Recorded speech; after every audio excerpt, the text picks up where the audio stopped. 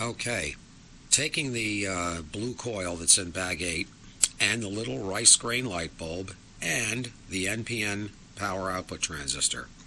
First thing you're going to put in is the little rice grain bulb into those two holes right there.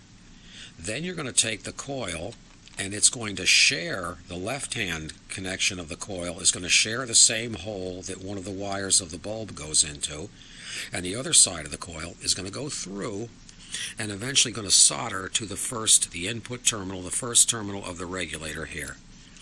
The transistor you're going to put in, be careful of this. Looking at the bottom of the transistor, the bottom one where the tab is the emitter. That goes to ground. The base is the middle terminal. That goes between the two legs and goes out of one of the holes, the unused holes. There won't be anything there at this point. The collector is going to share the other light bulb terminal right here, and everything's going to push down in here like this. Push everything right down, not too far down. Don't go too far down the board because you're going to make another connection on the top side. But push the bulb down to about there. Push the coil down into there. Keep it neat if you can. Very hard to work with one hand. To hold a camera with one hand and do other stuff with the other hand, but you can do it.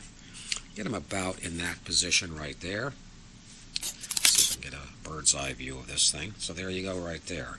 There's your coil, then the bulb, then the transistor collector.